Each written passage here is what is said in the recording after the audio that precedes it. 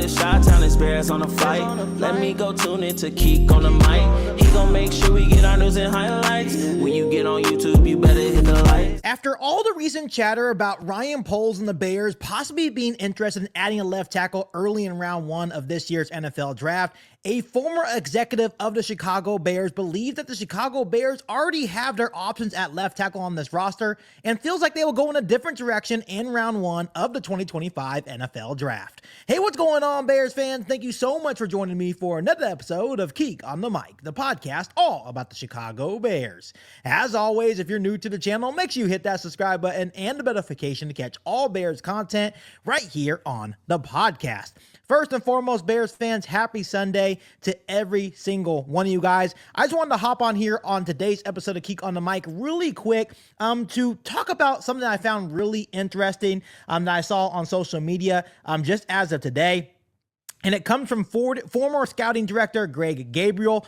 He went on the Bears Barroom podcast to talk about the certain situation going on at the left tackle spot with the Chicago Bears. And we all know that Ryan Poles did a whole lot of work to upgrade the interior of the offensive line by adding Drew Dahlman, Jonah Jackson, Joe Thuney. And you know, there's a lot of Bears fans out there, including myself at times, that were maybe asking Ryan Poles to go out in round 1 of the 2025 NFL draft and still draft their left tackle of the future, maybe in Will Campbell, maybe in Kelvin Banks, maybe in Amar Membu, just because when you look at Braxton Jones, he's in the last year of his rookie contract. He's coming off a broken leg.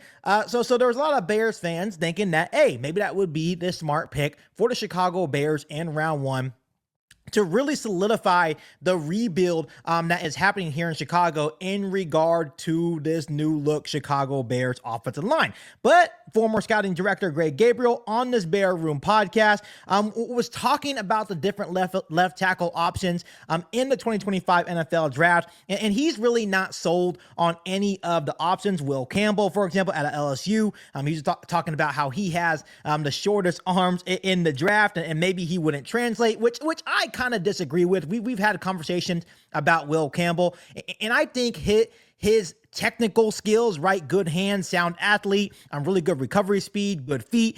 I think his lack of arm length wouldn't be a factor just due to the fact that of what other things he offers at the tackle spot. And obviously, I love how he approaches the game as well. He also talked about how Amar Membu is a great athlete, but has never played the tackle position, which that is pretty true. And Greg Gabriel is basically just saying, and this is where it gets kind of interesting. I just want to get you guys' opinion on this on today's episode of Keek on the Mic. Greg Gabriel was just talking about how the Bears actually have a simpler plan in place where, you know, once again, they shouldn't be forced to have to draft a left tackle because who they already have on the roster. He talked about Braxton Jones, even though he's coming off a broken leg going into his last year of his deal. He thinks that he could still be up for the left tackle spot. Obviously, he has the experience. He also talked about Karan Amagaji, which is really a really interesting take here. And he feels that the Bears could possibly let Karan Amagaji and Braxton Jones battle it out during training camp. And then if none of those guys work out, then that can be their main priority going into the 2026 offseason and the 2026 NFL draft. So Bears fans, first and foremost, how do you feel about what Greg Gabriel is thinking here? And I know that my dad and I have had a lot of conversations about that as well, that maybe you can just focus on getting the best running back available or the best defensive tackle or best edge rusher available in this year's NFL draft, and then just focus on maybe getting the best left tackle next year in next offseason or the next year's NFL draft. So just by initial reaction of what I had to say about what Greg Gabriel is thinking here in regard to the Bears left tackle options, how would you feel about Karan Amagaji and Braxton Jones at training camp, just battling it out here, and whoever wins is the left tackle for this year for the Chicago Bears? And then if none of them work out, then the Bears can focus on that next offseason. So when we're talking about Karan Amagaji, we know a lot about Braxton Jones, has the experience. I think he is a good tackle, not great. I feel like he is good enough to be the tackle for the Chicago Bears. But when you're looking at Karan Amagaji, 23 years old, 6'5", 326 pounds, has 36-inch arms. In college at Yale, he showcased a strong combo of size, athleticism, and power, especially in the run game, good footwork and agility. But obviously that did not translate in year one. He was a third-round pick last year for Ryan Poles. And in 2024, he did start one game in place for the injured Braxton Jones, and it did not go well. Everyone remembers that game. In 67 pass block snaps in that one start, he allowed one sack, 8 total pressures, and also had 5 penalties in that game. It was definitely a performance to forget. He even said after the game saying, hey, I have to get better, and this would never happen again. Honestly, we didn't see him start a game on the Chicago Bears offensive line for the remainder of the season. But I do know that, for one, looking at Braxton Jones, Ben Johnson has said that he's excited to see Braxton Jones in this offense. And then, of course, Ryan Poles has said before that there's a lot of expectations for Karan Amagaji going into year two as well. And I truly do believe now, with guys like Dan Rochar in the building and, having an offensive mastermind like Ben Johnson that can put everyone on the offense in the best situation to succeed. And yes, that includes offensive linemen as well. I have some high expectations for Braxton Jones and guys like Karan Amagaji as well. And personally, I actually like Greg Gabriel's thinking here, just basically saying, hey, let Karan Amagaji, let Braxton Jones battle it out.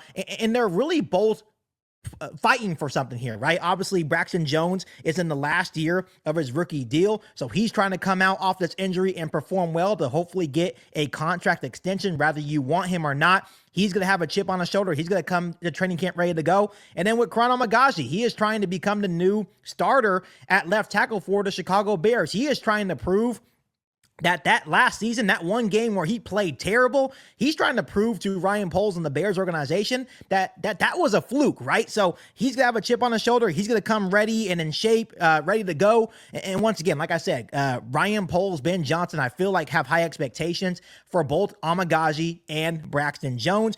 And to me, when you're thinking about what Greg Gabriel is thinking here, it makes a whole lot of sense. You can go into the NFL draft and say, hey, we understand that left tackle may be a concern, but are any of these guys in the 2025 NFL draft worth taking with the number 10 overall pick? We're talking about Will Campbell. We're talking about Armand Membu. We're talking about Kevin Banks. We're talking about Josh Simmons here.